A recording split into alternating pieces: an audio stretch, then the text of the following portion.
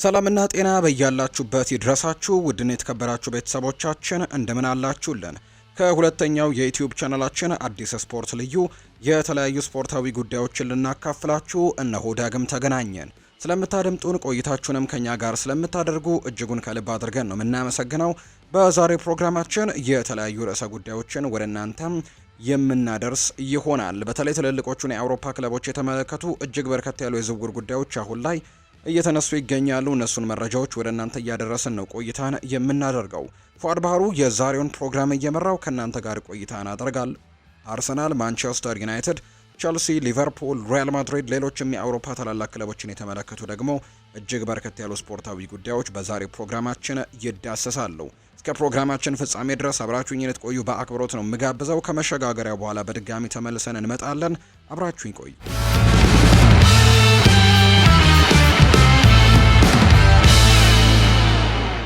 ወደ ቀዳሚው መረጃችን አለፈን። ማንቸስተር ሲቲ በክረምቱ ቻምፒየንስ ሊግ የፍጻሜ ተፋላሚን ለማስፈረም ይፈልጋሉ። ማንቸስተር ሲቲ ከአስቸጋሪ የውድድር ዘመን በኋላ በቀጣይ ዓመት የተሻለ ብቃት መመለስ ይፈልጋሉ። እናም የፔፕ ጓርዲዮላ ቡድን የክረምቱ የዝውውር ገበያን ተጠቅመው ትልቅ እድሳትን ለማድረግም ፍላጎቱ አላቸው። የፔፕ ጓርዲዮላ ቡድን በክረምቱ ወቅትም ከፍተኛ ለውጥን እንደሚያደርጉ ይጠበቃል። በርካታ ተጫዋቾችንም በመልቀቅ ተተኪዎችን ይፈልጋሉ። በዘንድሮ የውድድር ዘመን በማንቸስተር ሲቲ ግብ ጠባቂ ኤደርሰን ብቃት ላይ ተጨማሪ ጥርጣሬዎችም ታይተዋል። ብራዚላዊው ኢንተርናሽናል ጥሩ ዓመትም አላሳለፈም።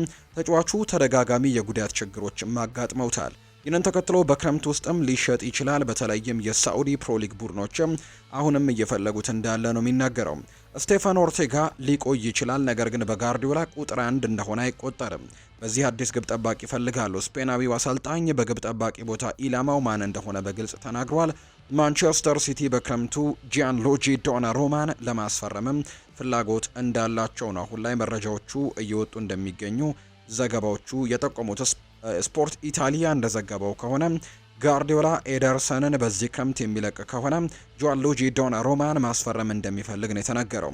የፓሪስ ሰን ዠርሜኑ ኮከብ በቅርብ ወራት ውስጥም በአውሮፓ ቻምፒየንስ ሊግ ውስጥ አስደሳች ሁኔታ ላይ ይገኛል። ዶናሩማ በፓሪስ የተከበረ ተጫዋች ነው፣ ነገር ግን ስለ ኮንትራቱ ሁኔታ ጥርጣሬዎች ያሉ። ይህ ደግሞ ለማንቸስተር ሲቲ ክፍት እድልን ይፈጥራል ተብሎ ነው የሚጠበቀው። በውድድር ዘመኑ ቀደም ብሎ በሊቨርፑል ጋር የተገናኘው ዶናሩማ በዩቬንቱስ እና በኢንተር ሚላንም ይፈልጋል። ነገር ግን ማንቸስተር ሲቲ በጣም የተሻለ የኮንትራት ፓኬጅ ማቅረብ ይፈልጋል። የ26 ዓመቱ በክረምት የዝውውር መስኮት ውስጥም የሚጠበቅ ስም ሲሆን ለሲቲም ጥሩ ፈራሚ ሊሆን እንደሚችል ነው እየተገለጸ የሚገኘው። አርሰናል በክንፍ ተጫዋች ላይ ትልቅ ገንዘብን ያወጣል ሲል የአርሰናል ኤክስፐርት ሁለት ስሞችን መርጧል። የአርሰናሉ ኤክስፐርት ቻርልስ ዋትስ በክረምቱ እንግዲህ ክለቡ ሁለት አዳዲስ አጥቂዎች እንደሚያስፈርሙ እርግጠኛ ነው፣ ነገር ግን በክንፍ አጥቂ ላይ ትልቅ ኢንቨስትመንትም ይኖራል ብለዋል። አርሰናሎች በአሁኑ ጊዜ በግልጽ የአጥቂ ችግሮች ያሉባቸው ከቻምፒየንስ ሊግ የግማሽ ፍጻሜ ውድድር መውጣታቸው ሌላ ዋንጫ አልባ ዓመትን እንዲያሳልፉም አድርጓቸዋል። አርሰናል የውድድር ዘመኑን ከመጀመሩ በፊት ከዋና ዋናዎቹ የፕሪሚየር ሊግ አሸናፊዎች አንዱ ተደርጎ ይታይ ነበር። ነገር ግን በአመቱ አጋማሽ አጥቂዎች ላይ በተለይ ካይ ሃቨርትስ እና ጋብርኤል ሄሱስ ላይ ጉዳት በመድረሱ ተቸግረዋል። ነገር ግን ሁለቱም እየተጫወቱ ቡድኑ ችግር ላይ ነበር። ቻርልስ ዋትስ አርሰናል አሁንም ትልቅ ፈራሚን እንዲያመጣ ያምናል። ጃቪ ሳይመንስ ወይም ኤብሬቼ ኢዜ ወደ አርሰናል ሊመጡ ይችላሉ ብለዋል። ዋትስ በከቼንድ ኦፍሳይድ አምዱ ላይ ሲጽፍም በዚህ ክረምት ትልቅ ኢንቨስትመንት በአርሰናል እንደሚኖር እርግጠኛ መሆኑን ተናግሯል። እናም ክለቡ ማንን እንደሚያስፈርም እስካሁን እርግጠኛ ባይሆንም ሊጠናቀቅ የሚገባው ዝውውር በማለትም ጃቪ ሳይመንስ እና ኤብሬቼ ኢዜን ሰይሟቸዋል። ቻርልስ ዋትስ በአርሰናል በዚህ ክረምት ሁለት አጥቂዎችን ሲገዛ የማላይበት ምክንያት የለም። ትልቅ ገንዘብ በሌላ የክንፍ አጥቂ እንደሚያወጡ አስባለሁ። ሌላ የመሀል ተጫዋች አማራጭም እንደሚያስፈልጋቸው ግልጽ ነው። ባለፈው ሳምንት እንዳልኩት አጥቂና የክንፍ ተጫዋቾችን እንደሚያመጡ እርግጠኛ ነኝ። ወደ መሀል እየገባ ከማርቲን ኦዴጋርድ ጋር መጫወት የሚችልም ተጫዋች ሊያመጡ እንደሚችሉ ጭምር እንዲሁ አምናለሁ። አዲስ የክንፍ ተጫዋች የማዘዋወር እድል ቢኖርም ቻርልስ ዋትስ እንደ ሊያንድሮ ትሮሳርድ እና ጋብርኤል ማርቲኔሊ ያሉ ተጫዋቾች የሚለቁበት ምክንያት እንደሌለ ግልጽ አድርጓል። የክንፍ ተጫዋች ይመጣል ተብሎ የሚጠበቅ ቢሆንም ከጋብርኤል ማርቲኔሊ ወይም ከሊያንድሮ ትሮሳርድ አንዱ መልቀቅ ለምን እንደሚያስፈልግ በትክክል አይገባኝም። አርሰናሎች ብዙ እንግዲህ የጥሩ የአጥቂ አማራጮች ይፈልጋሉ። አርቴታ በልበ ሙሉነት እያፈራረቀ የሚያጫውተው ቡድን ይፈልጋል። ስለሆነም ሁለቱም ተጫዋቾች የሚለቁበት ምክንያት የለም ሲልም ጭምር ነው ቻርልስ ዋትስ ሀሳቡን የተናገረው። አርቴታ እንዲቆይ የሚፈልገው ተጫዋች 3 ክለቦች ማስፈረም እየፈለጉ ነው። ኤሲ ሚላን የአርሰናሉን ሁለገብ አጥቂ የሆነው የሊያንድሮ ትሮዛርድ ሁኔታን በቅርበት ከሚከታተሉ በርካታ ክለቦች አንደኛው እንደሆነ ተዘግቧል። ቤልጅማዊው ኢንተርናሽናል በ2022-23 ሲዝን አጋማሽ ከብራይተን ከተቀላቀለ በኋላ ለአርሰናል ቁልፍ ተጫዋች ሆኖ ቆይቷል። ነገር ግን በዚህ የውድድር ዘመን ትንሽ ወጥ ያልሆነ ዓመትን ያሳለፈው ሲምፕሬ ሚላን እንደገለጸው ከሆነ በትሮሳርድ የወደፊት እጣ ፈንታ ላይ አንዳንድ ጥርጣሬዎች ባሉበት በአሁኑ ጊዜ ከጣሊያን ፍላጎት አለ። ሚላን ከፈላጊዎቹ አንዱ ነው። የጣሊያኑ ክለብ ከሲሪኤው ተቀናቃኛቸው ናፖሊና ዩቬንቱስ ጋር በመሆንም ትሮሳርድን በመከታተል ላይ ይገኛሉ። ይህም ደግሞ እንኳን ተጫዋቹ ከአርሰናል ጋር አዲስ ኮንትራት ድርድር ላይ በጥሩ ሁኔታ እየሄደ ቢሆንም በክረምት ግን ሊለቅ ይችላል ሲል ነው የተናገረው።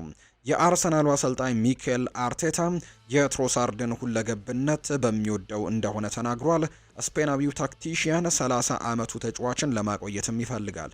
አርሰናል በዚህ ክረምት በአጥቂ አዳዲስ ፈራሚዎችን ያመጣል። ነገር ግን ትሮሳርድ እንደ ቡድን ተጫዋች ስለሚያዩት ማቆየቱ እንግዲህ ምክንያታዊ ይሆናል ተብሎ ነው የሚጠበቀው።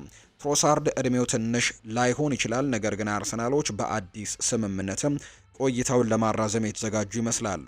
ስለዚህ የትሮሳርድን ሁኔታ በሚቀጥሉት ሳምንታት ውሳኔ ያገኛል። ተጫዋቹ በኤምሬትስ መቆየትን ቢመርጥም ነገር ግን ተጨማሪ የመጫወቻ ጊዜ ይጠይቃል ተብሎ ነው የሚታሰበው። አርቴታ ከማርቲኔሊ በተሻለ ለሊያንድሮ ትሮሳርድ ቦታ ይሰጣል። ተጫዋቹ እንዲቆይም ይፈልጋል። ሌሎች ፊርማዎች ቢኖሩም ትሮሳርድን ማቆየት ግን ይመርጣሉ። አሁን የመጨረሻ ውሳኔዎቹ በተጫዋቹ የኮንትራት ማራዘሚያ ሁኔታ ላይም የተመረኮዙ ይሆናሉ። ተጫዋቹን ማቆየቱ አሊያም ደግሞ መልቀቁ በሰኔ መጀመሪያ ያሳውቃሉ ተብሎ ነው የሚጠበቀው። ማንቸስተር ዩናይትዶች በኦልድ ትራፎርድ እየታገለ ባለው የ26 ዓመቱ ኮከብ የወደፊት እጣ ፈንታ ላይ ውሳኔን አስተላልፈዋል። ማንቸስተር ዩናይትድ በዚህ ውድድር ዘመን በፕሪሚየር ሊጉ ካሳየው ደካማ እንቅስቃሴ በኋላ እንግዲህ በዚህ ክረምት ቡድናቸውን ያሳድሳሉ።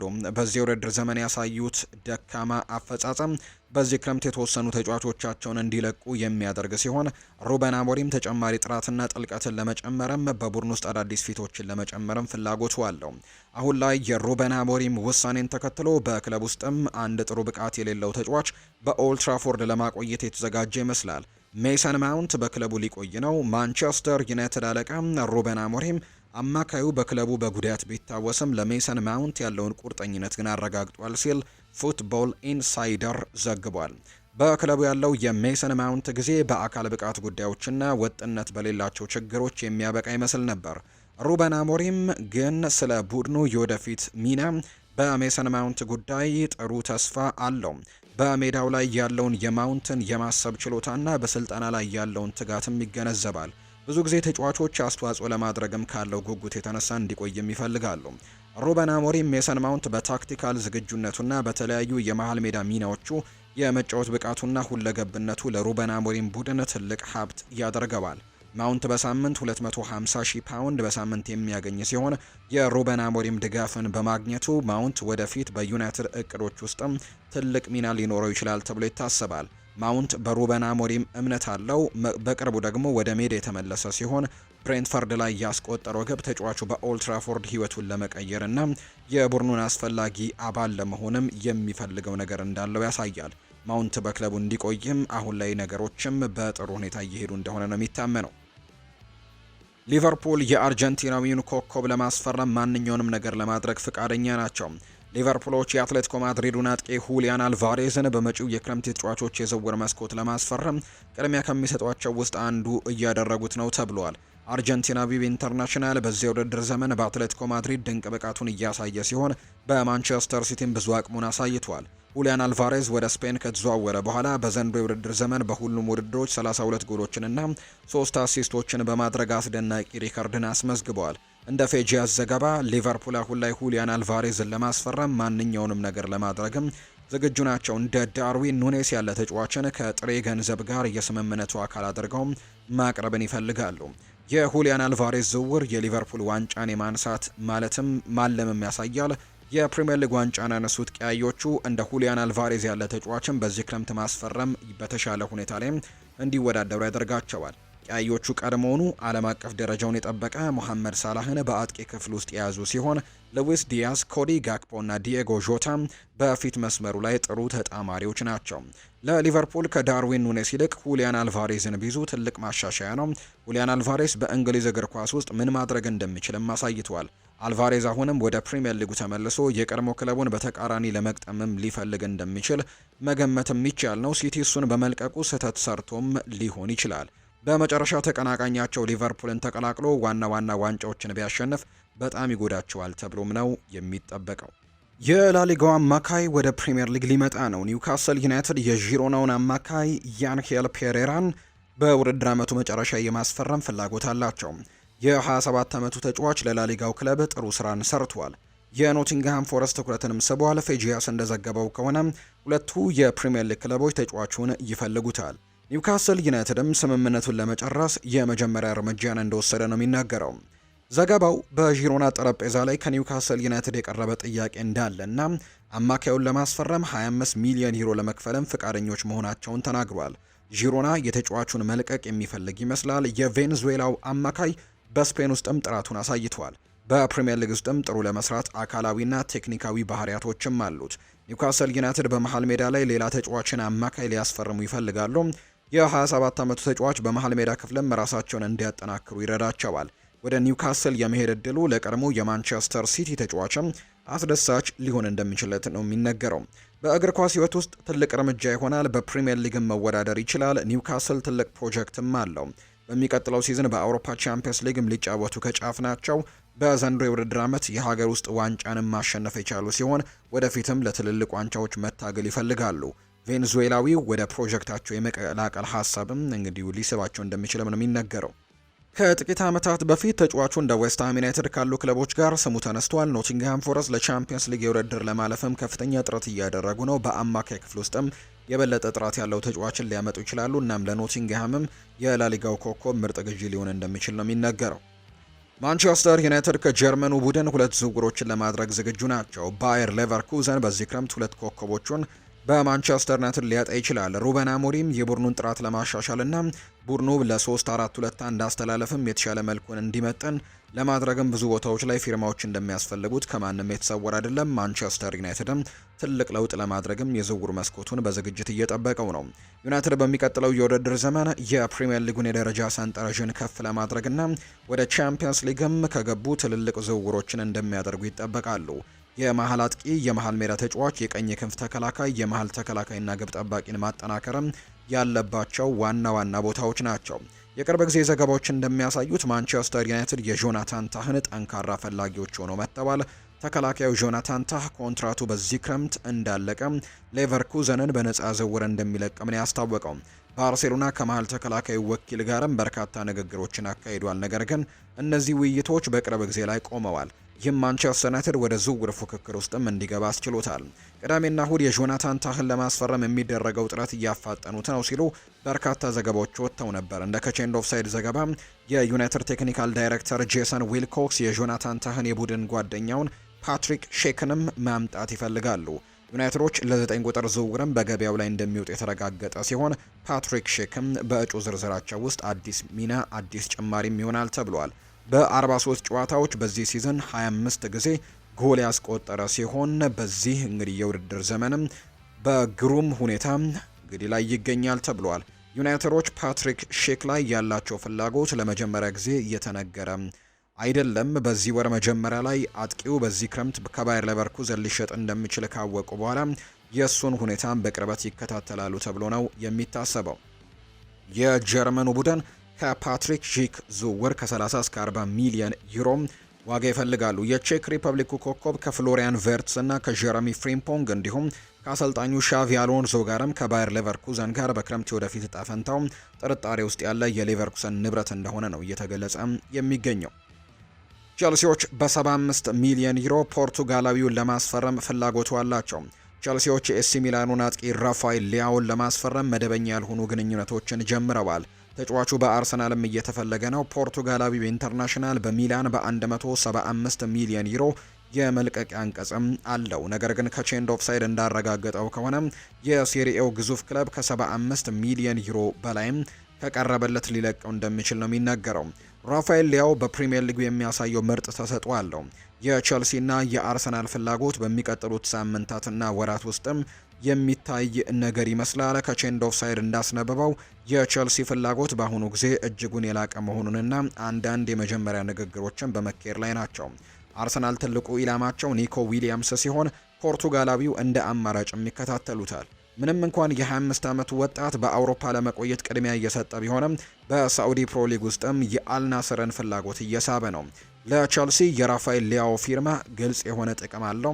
እንግዲህ ይዞም ይመጣል ተብሎ ይታሰባል። አርሰናልም ከቸልሲ በላይ ፍላጎት ስላሳዩ ቸልሲ ዝውውሩን ለመጨረስም እድላቸው ከፍተኛ ነው ተብሎ ይታሰባል።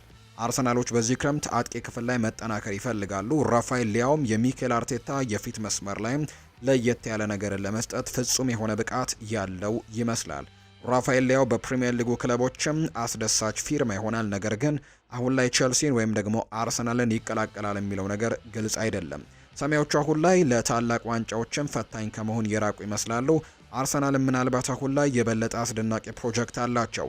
የአርቴታ ቡድን በዚህ ዓመት የቻምፒየንስ ሊግ ግማሽ ፍጻሜ ተፋላሚ ሲሆን በሚቀጥሉት ዓመታትም ዋና ዋንጫዎችን ለማሸነፍ የሚገመቱ ሊሆኑ እንደሚችሉ ነው እየተገለጸም የሚገኘው። የተጫዋቹ ትልቅ ደጋፊዎች ናቸው። ማንቸስተር ሲቲ 80 ሚሊዮን ፓውንድ የተገመተውን የፕሪሚየር ሊግ ኮከብ ተጫዋች ዝውውር ላይም በደንብ ይጠበቃል።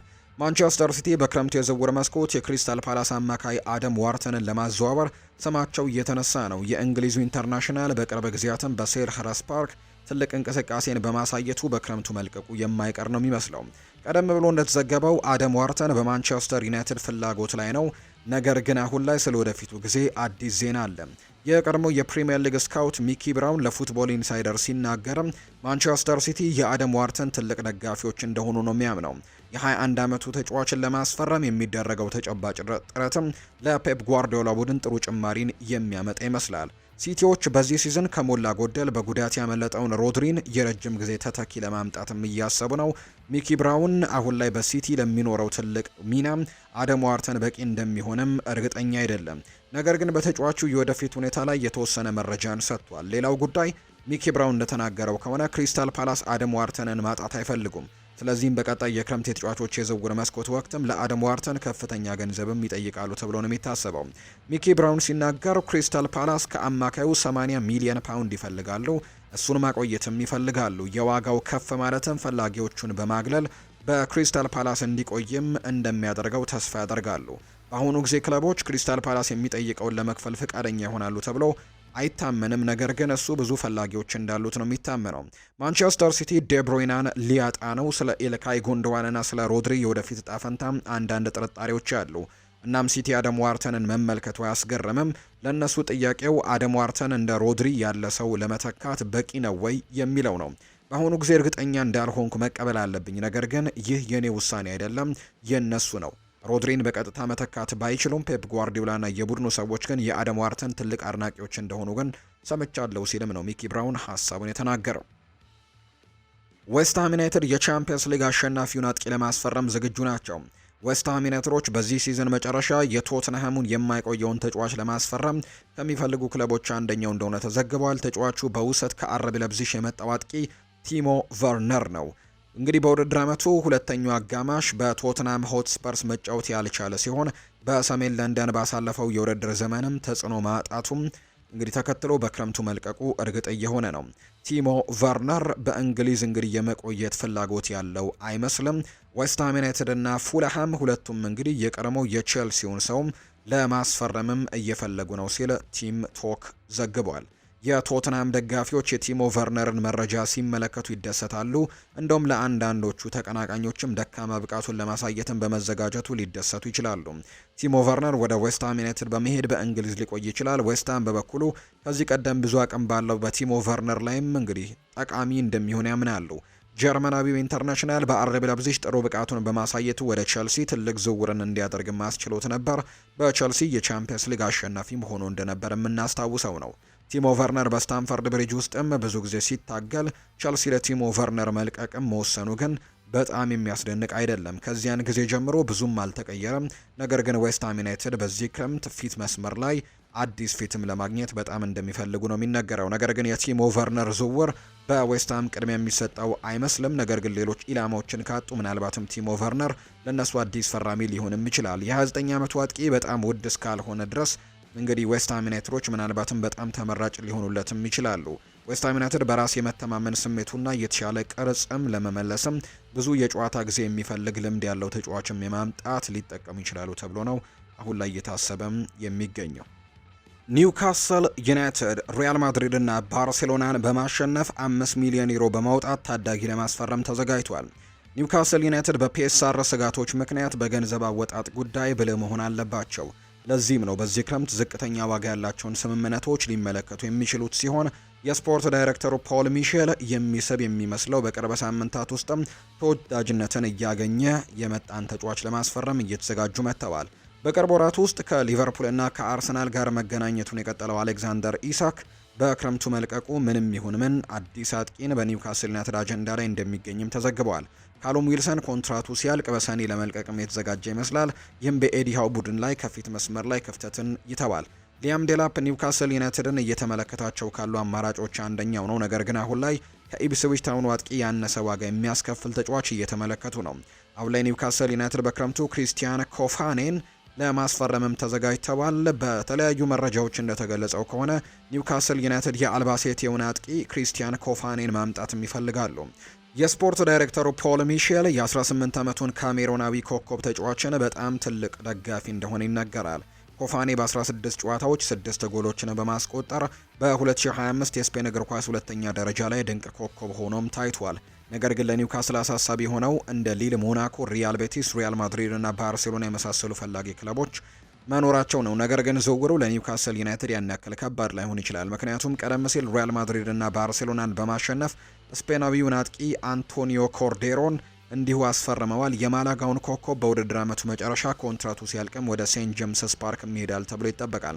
ኒውካስል ኮፋኔን በዚህ ክረምትም ለማስፈረም ይችል እንደሆነ መታየት አለበት። ነገር ግን የአጥቂውን ፊርማ ማግኘት ከቻሉ ከቅርብ ዓመታት ውስጥም ሌላ አስደሳች ወጣት ፈራሚን ያገኛሉ ማለት ነው። ክሪስታል ፓላስ በነፃ ዝውውር ለማስፈረም ከተከላካዩ ጋር ሊስማማ ነው። ክሪስታል ፓላስ በዚህ ክረምት ካፕቴኑን ማርክ ጉሂን የሚያጣ ይመስላል። በዚህ ምክንያትም አዲስ የመሃል ተከላካይ ያስፈልጋቸዋል። ነገር ግን የኤፍኤ ካፕ ዋንጫን ማሳካታቸውን ተከትሎ የዩሮፓ ሊግ እግር ኳስን በሴልኸርስት ፓርክ በ2025/26 የውድድር ዘመን ማድረጋቸውን ስላረጋገጡ ቡድኑ ላይ ጥልቀት የመጨመር ፍላጎት አላቸው።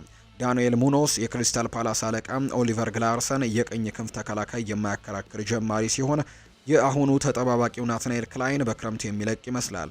ክላይን ኮንትራቱ በሰኔ መጨረሻ ላይ ያበቃል። ክሪስታል ፓላስ በዚህ ቦታ ላይ ዋነኛ ኢላማቸውን ለይተው አውቀዋል።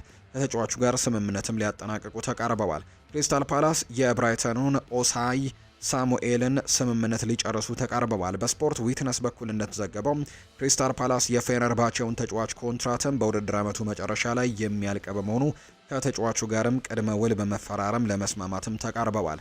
የ27 ዓመቱ ተጫዋች የሊድስ ዩናይትድ ትኩረትንም እንዲሁ ስቧል። ነገር ግን ፊርማውን የማግኘትም የኤፍኤ ካፕ ዋንጫን ተፋላሚ ተወዳጆችም ናቸው ተብሎ ይታሰባል። እንደ ዘገባው ከሆነ ክሪስታል ፓላስ ከአሳዮ ሳሙኤል ተወካዮች ጋርም ውይይትን ሲያደርጉ የቆዩ ሲሆን የ4 ዓመታት ኮንትራትም እንዲሁ አቅርበውለታል።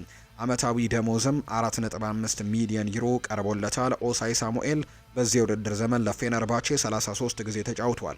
ስለዚህም የእሱን መለየትም ለቱርኩ ግዙፍ ክለብ ኪሳራ ይሆናል ተብሎ ነው የሚጠበቀው። ነገር ግን ይህ ዝውውር ለኦሊቨር ግላርሰን ቡድን ጠቃሚ ጭማሪ ስለሚሆን ለክሪስታል ፓላስ ትልቅ ዝውውር ይሆናል።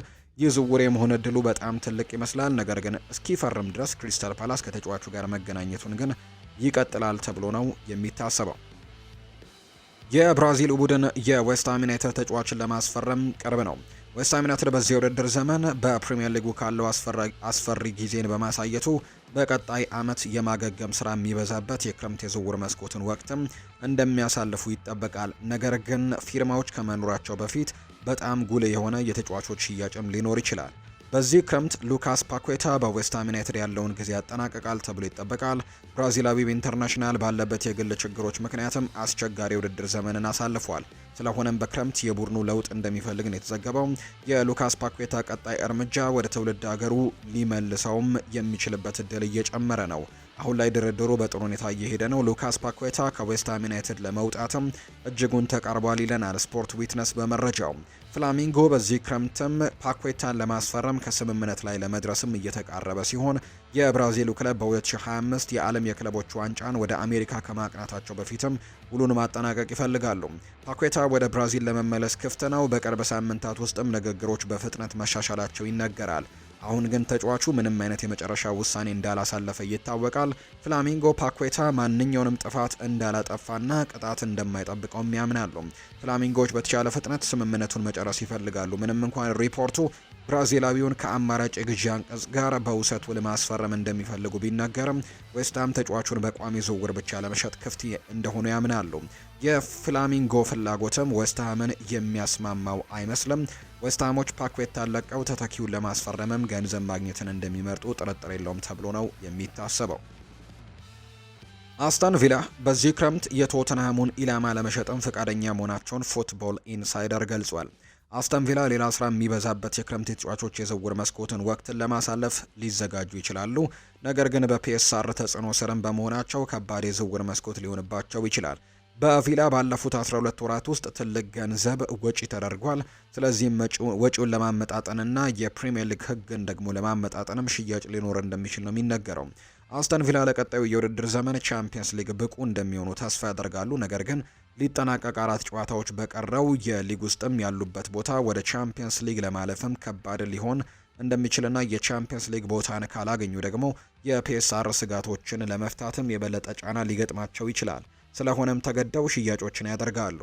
በክረምቱ አስተን ቪላ በፒኤስአር ስጋቶች ምክንያትም ጃኮብ ራምዚ ለመሸጥ ክፍት ናቸው። በዚህ ሁኔታ ውስጥም የሚሸጠው ተጫዋች ሲሆን ተጫዋቹ የቶትንሃም የረጅም ጊዜ ኢላማም ነበር። የ23 ዓመቱ ወጣት የአካዳሚ ምሩቅ ነው። ስለዚህም ደግሞ ሽያጩ ለአስተን ቪላ ንጹህ ትርፍን ያመጣል። ሚኪ ብራውን ለፉትቦል ኢንሳይደር እንደተናገረው በክረምቱ በራምዚ ጉዳይ ላይ ቪላዎች ለሽያጭ ክፍት ናቸው ተብሎም ነው የሚታሰበው። ጃኮብ ራምዚ ከቪላ ሊወጣ እንደሚችል ሰምቻለሁ። በማንቸስተር ዩናይትድም እንደ ኮቢ ማይኖ ያሉ ተጫዋቾችም በፋይናንሻል ጉዳዮች ምክንያትም ገንዘብ ለማሰባሰብም እንዲረዳቸው ይሸጣሉ። ያ ገንዘብ ቡድናቸውን በሚያሻሽሉ አዳዲስ ተጫዋቾች ላይም ለውጥን ሊለወጥ ይችላል ተብሏል። ኡናይ ኤሜሪ ራምዚ ከእቅዶቹ ጋር እንደሚስማማ የሚያውቅ አይመስለኝም። በመሃል ሜዳ ላይ በመስመር አጥቂነት አጫውቶታል። በእውነቱ በየትኛው ቦታ ራሱን ለማሳየትም አልቻለም። በሁለቱም ቦታዎች ላይ ከሱ የሚቀርሙ ተጫዋቾች አሉ። ስለዚህ ትልቅ ዋጋ ቢመጣም እነሱ ይሸጡታል ተብሎ ነው የሚታሰበው። እንግዲህ በእነሱ እይታ አንጻር በዚህ ወቅት መደበኛ የመጀመሪያ ቡድን እግር ኳስ መጫወትን ይፈልጋል። እናም ያንን ደግሞ በቪላ ያገኛል ተብሎ አይጠበቅም። ስለዚህም ለሁለቱም ወገኖች እንግዲህ የሚሰራው ሽያጭ ሊሆን ይችላል። ክፍያውም ቶተናሞች ካቀረቡ ይወስዱታል ተብሎ ነው የሚጠበቀው። ኖቲንግሃም ፎረስት የሊቨርፑልን ኮከብ ሞርጋን ጌብስ ዋይትን እንዲተካለት ለማስፈረምም ፍላጎቱ አላቸው። ኖቲንግሃም ፎረስት ሞርጋን ጌብስ ዋይትን በዚህ ክረምት ለማቆየት ይታገላሉ። ነገር ግን ካጡትም ያለሱ በአዲስ ህይወት እየተዘጋጁ ሲሆን አማካዩን ለመተካት ከኢላማቸው አንዱ በቅርቡ የፕሪሚየር ሊግ አሸናፊ ከሆነው የሊቨርፑል ተጫዋች ጋር እንደሆነ ስማቸው ተነስቷል። ጊብስ ዋይት በቅርብ ወራት ውስጥ ከፍተኛ የዝውውር ግምቶች ርዕሰ ጉዳይ ሆኗል። ማንቸስተር ሲቲ በክረምቱ የዝውውር ሂደት ላይ ከፍተኛ ፍላጎት እንዳለውም ተነግሯል። ምክንያቱም ጊብስ ዋይት በኬቨን ደብሩይናን ለመተካት ኢላማ አላቸው። የኖቲንግሃም ፎረስት ሰው ወደ ኢቲአር ለመዘዋወር ከፍተኛ ፍላጎት እንዳለው ይታመናል። የኑኖ ኤስፕሬንቶ ሳንቶ ቡድንም ለቀጣዩ የውድድር ዘመን የቻምፒየንስ ሊግ ቦታ ብቁ ቢሆኑም ተጫዋቹ ግን ሊለቅ ይፈልጋሉ። ስለዚህም ተተኪው የኖቲንግሃም ፎረስቶች ለማስፈረም እየተዘጋጁ ነው። አሁን ላይ ለኖቲንግሃም አስደሳች ስም በእጩ ዝርዝራቸው ውስጥ ተጨምሯል። ኖቲንግሃም ፎረስት ከሊቨርፑል ለመልቀቅ የተዘጋጀውን ሃርቪ ኤሊዮትን ለማስፈረም እያሰቡ ነው። ፉትቦል ኢንሳይደር እንደዘገበው ሃርቪ ኤሊዮት በሲቲ ግራውንድ ሞርጋን ጌብስ ዋይትን ለመተካትም በእጩነት የቀረበ ነው። የ22 ዓመቱ ወጣት በዚህ ዓመት በአርነ ስሎት ጋርም ለመደበኛ የጨዋታ ጊዜ ትግሎችን አድርጓል። እናም በክረምት መልቀቅን ሊጠይቅም ይችላል። ኖቲንግሃም ፎረስት በሃርቪ ኤሊዮት ላይም ፍላጎት ካሳዩ ክለቦች መካከል የቅርብ ጊዜዎቹ ናቸው። ኒውካስል ዩናይትድ ከፍተኛ ፍላጎት እንዳላቸው ሲነገር፣ ከዛ በተጨማሪ ከወልቭስ እና ደግሞ ከቦርንመዝ ጋርም ተገናኝተዋል። የሃርቪ ኤሊዮት የወደፊት እጣ ፈንታም በዚህ ደረጃ ግልጽ ያልሆነ ይመስላል። በሚቀጥለው የውድድር ዓመትም እንግዲህ የሊቨርፑል ቡድን ውስጥም ያለው ሚናን ለመረዳትም ለሚቀጥሉት ሳምንታትም ከአርነ ስሎት ጋር ውይይቶችን ያደርጋል ተብሎ ይጠበቃል። ይህ የታቀደ ውይይትም ፍሬያማ ካልሆነ አማካዩ በክረምቱ መልቀቅ እንደሚፈልግ እድሉም ሰፊ ነው። እንደ ኖቲንግሃም ፎረስት ያለ ቡድን የበለጠ ትልቅ ሚናም ይሰጠዋል ተብሎ እንደሚጠበቅ ነው ዘገባዎች አሁን ላይ እያሰፈሩ የሚገኙት። የተወደዳችሁና የተከበራችሁ ቤተሰቦቻችን በሁለተኛው የዩቲዩብ ቻናላችን አዲስ ስፖርት ልዩ ለዛሬ ያዝንላችሁ አዳዲስ ስፖርታዊ ጉዳዮቻችን በተለይ ከዝውውር ጉዳዮቻችን ጋር የተያዙት መረጃዎቻችን እነዚህ ነው የሚመስሉት። ስላደመጣችሁን ቆይታችሁንም ከኛ ጋር ስላደረጋችሁ እጅግ ከልብ አድርገን ምስጋናችንን ለእናንተ ማቅረብ እንወዳለን። ፏድባሩ ፕሮግራሙን እየመራው ከእናንተ ጋር ቆይታን አደረግኩኝ። በቀጣይ ፕሮግራሞቻችን ሌሎች ርዕሰ ጉዳዮችን ይዘን ዳግም ተመልሰን የምንገናኝ ነው የሚሆነው። መልካም ጊዜ መልካም ቀን እንዲሆንላችሁም በአክብሮት ነው የምመኘው።